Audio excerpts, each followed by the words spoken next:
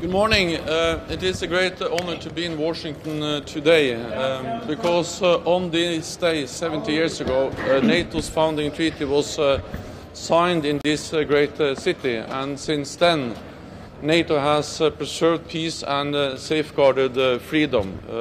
NATO is not only the longest lasting alliance in history, but NATO is the most successful alliance in history. We will, during our Foreign Minister meeting today, of course, reflect on our achievements over these 7 decades, but we will also look to the future. We will address important issues such as burden sharing, the importance of having a fair alliance, and the good news is that we are making progress.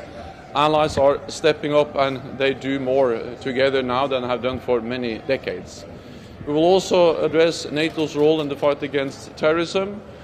Secretary Pompeo will update us on the peace negotiations, and all NATO allies strongly support the efforts to find a negotiated peaceful solution to the conflict in Afghanistan, to the war in Afghanistan. NATO is also stepping up its efforts in the fight against terrorism with increased efforts when it comes to training of Iraqi forces. Prevention is better than intervention. We need to build local capacity to make sure that ISIS does not return. And then we will address our relationship with Russia.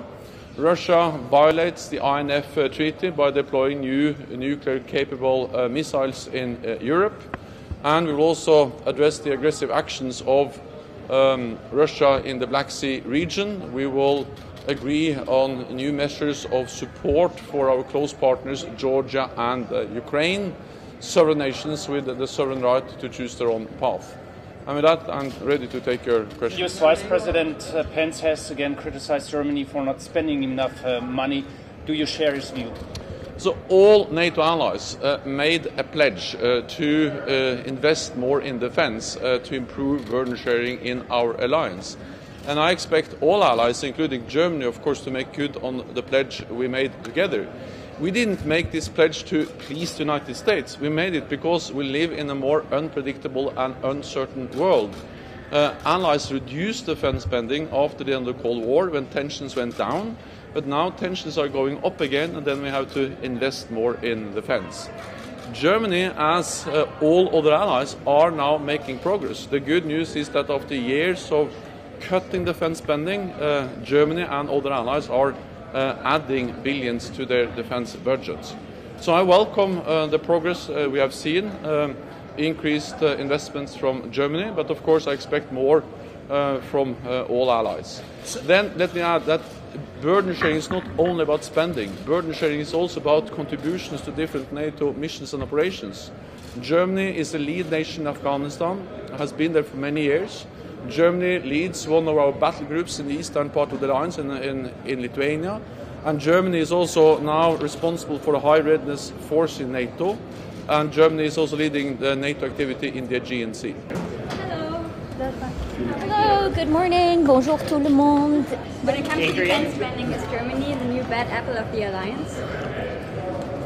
We believe that all of the NATO allies are sincere in our efforts to support the alliance, in our efforts to defend ourselves and to defend our allies. All of our countries here are agreed that we will work towards the 2% goal, and I have great confidence in the sincerity of all allies in working in that direction. I had supper with Heiko Maas last night, and when it comes to Germany, I think Canada's relationship with Germany has never been closer. We consider Germany a very strong, a very effective ally on security and also on a number of other issues, including the environment. That's not a no.